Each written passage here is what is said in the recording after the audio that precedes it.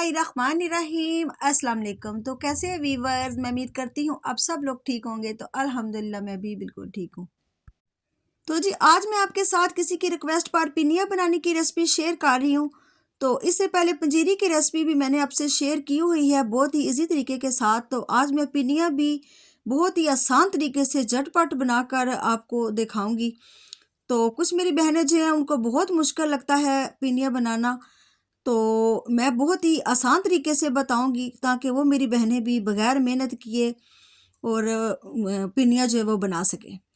तो आइए देख लेते हैं कि इस आसान और मज़ेदार सी रेसिपी को बनाने के लिए हमें किन किन चीज़ों की ज़रूरत होगी और ये कैसे बनकर रेडी होगी। तो आइए बिस्मिल्लाह करते हैं और बनाना शुरू करते हैं। तो जी यहाँ पर मेरी छोटी सी आपसे एक रिक्वेस्ट है कि अगर ये मेरी आसान सी और मज़ेदार सी रेसिपी आपको अच्छी लगे तो मेरे चैनल को लाइक करना है और प्लीज़ शेयर किया करें ज़्यादा से ज़्यादा अपने फैमिली फ्रेंड में। और जो चैनल पर नए हैं उनसे रिक्वेस्ट है कि चैनल को सब्सक्राइब कर दें। तो जी यहाँ पर मैंने एक चॉपर ले लिया है, तो इसमें ये सारे जो ड्राई फ्रूट है इसमें मैं डाल के तो ग्राइंड कर लूँगी। तो अगर आपके पास इस तरह का चॉपर नहीं है तो आप कूटी डंडे में भी कूट सकते हैं, या फिर मसाला पीसने वाला जो जार होता है उसको भी अच्छे से साफ करके तो आपने उसमें ग्राइंड कर लेना है।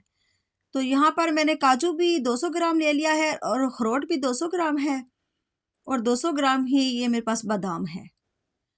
तो ड्राई फ्रूट आप अपनी मर्जी से ऐड इसमें कर सकते हैं, कम या ज़्यादा भी कर सकते हैं। तो यहाँ पर ये मेरे पास 150 ग्राम सौंफ है, ये भी डाल लेते हैं।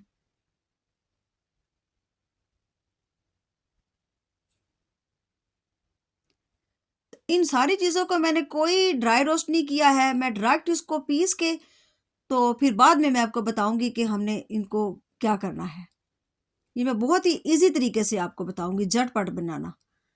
तो ये सब्ज़ इलायचियाँ थी 12 10 से 12, ये भी मैंने शामिल कर दी हैं। और ये अलसी के बीज है, तो अलसी के बीज जो है वो आपने तवे पर भून के तो फिर आपने इस्तेमाल करने हैं। कच्ची अलसी आपने इसमें नहीं डालनी है। ये मैंने भी तवे पर भून के तो इसको ठंडा कर लिया था। तो ये मेरे पास हाफ कप के बराबर है। तो अब इन सारी चीज़ों को हम ग्राइंड कर लेते हैं।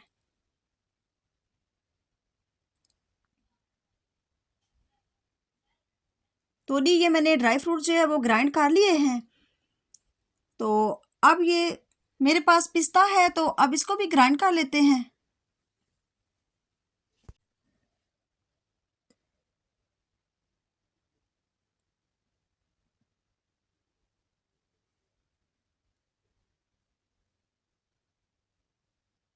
तो जी ये पिस्ते को मैंने ग्राइंड कर लिया है, तो इसको भी निकाल लेते हैं।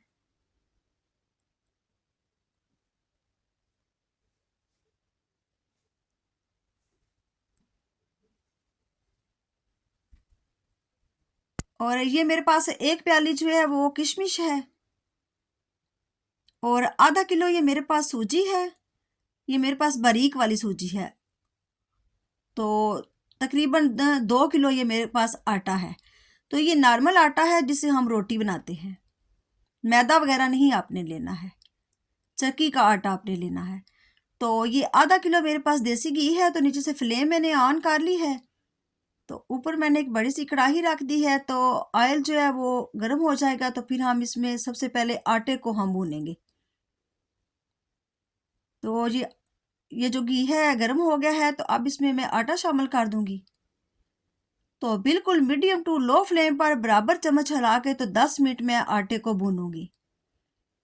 10 मिनट में आटे को इस तरह भून के तो फिर मैं जो ड्राई फ्रूट है सारे इसमें डाल के तो फिर 10 मिनट में और मज़ीद भूनूंगी, ताकि जो हमारे ड्राई फ्रूट है वो उनका कच्चापन भी ख़त्म हो जाए, अच्छे से वो क्रिस्पी हो जाए। तो ये मैं पहले इस तरह मीडियम टू लो फ्लेम पर 10 मिनट आटे को भून लूँगी। तो इस तरह चम्मच आपने बराबर चलाते रहना है।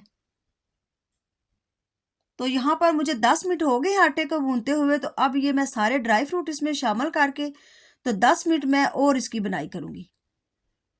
तो ये किशमिश जो है ये मैं बाद में ऐड करूँगी क्योंकि ये बहुत जल्दी कुक हो जाती है, जल जाती है। तो इसको मैं बाद में डालूँगी।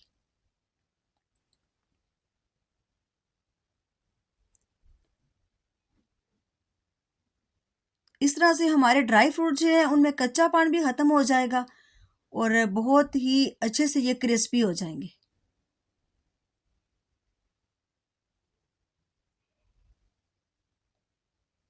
इस तरह से मैं मीडियम टू लो फ्लेम पर 10 मिनट ड्राई फ्रूट के साथ आटे को अच्छे से भून लूँगी। तो दी यहाँ पर आटे को 25 मिनट हो गए हैं। 10 मिनट मैंने पहले भुना था और 15 मिनट मैंने अब भुना है ड्राई फ्रूट डाल के। तो ये टोटल 25 मिनट हो गए हैं। तो अब मैंने इसको बर्तन में निकाल लिया है। तो अब मैं इसमें देसी घी और ऐड करूँगी। ये तकरीबन मैंने 1 कप और ऐड किया है इसमें। तो अब मैं इसमें सूजी डाल के तो सूजी को भी अच्छे से भून लूँगी। यहाँ पर भी अपने फ्लेम मीडियम टू लो रखनी है और चम्मच बराबर चलाते हुए सूजी को अच्छे से भून लेना है।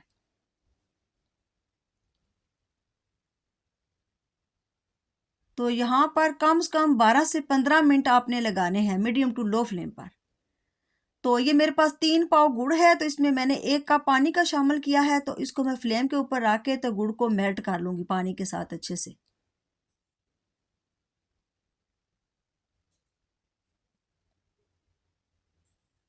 तो यहाँ पर मुझे 12 मिनट हो गए हैं सूजी को भूनते हुए। तो अब मैं इसमें किशमिश डाल के तो 2 से 3 मिनट और भून लूँगी मज़ीद। तो दी यहाँ पर सूजी को भूनते हुए मुझे 15 मिनट हो गए हैं। तो अब मैं आटा और ड्राई फ्रूट भी इसमें शामिल कर दूंगी। तो ये टोटल मुझे 40 मिनट लगे हैं। 25 मिनट मैंने आटे को और ड्राई फ्रूट को भुना था और 15 मिनट मैंने सूजी को भुना है। तो टोटल ये 40 मिनट हो गए हैं मुझे। तो अब मैं अच्छे से इनको मिक्स कर लूँगी। तो अब ये जो मैंने गुड़ मेल्ट किया है ये भी डाल लेते हैं। ये बस मैंने गुड़ को मेल्ट किया था। ये मैंने चाश वगैरह कोई नहीं बनाई है।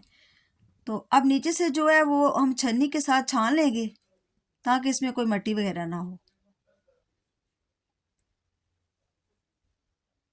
तो ये देखिए ये मैंने छान लिया है। तो अब इसको अच्छे से मिक्स कर लेंगे।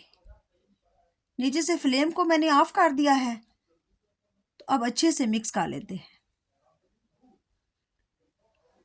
तो ये देखिए कितने आसान तरीके से मैंने आपको बताया है कि ये 40 मिनट में हमारी ढेर सारी जो है पिनिया बनकर रेडी हो जाएंगी। तो अब इसको अच्छे से मैं मिक्स करके तो चम्मच इस तरह चलाती रहूँगी तकरीबन 3 से 4 मिनट। तो फिर मैं इसकी पिनिया बना लूँगी। इतना गर्म होना चाहिए कि आपके हाथ जो है वो सह सके। तो ये 3 से 4 मिनट हो गए थे। मैंने फ्लेम बंद करके इसमें चम्मच चलाती रही हूँ। तो अब ये थोड़े ठंडा हो गया है मटेरियल। तो अब मैं इसके इस तरह से लड्डू बना लूँगी। तो मैं सारे लड्डू बना के फिर आपको दिखाती हूँ। तो ये देखिए जी माशाल्लाह अल्हम्दुलिल्लाह बहुत ही मज़ेदार हमारी आटे और सूजी की पिनिया जो है वो रेडी है। तो ये सेहत के लिए बहुत ही फ़ायदेमंद होती है। ख़ासतौर पर वो लोग जो हर वक्त थके थके रहते हैं और उनके जोड़ों में दर्द रहता है, बहुत ज़्यादा कमज़ोरी महसूस करते हैं, सर्दी बहुत ज़्यादा लगती है उनको। तो ये उन लोगों के लिए बहुत ही ज़्यादा फ़ायदेमंद है।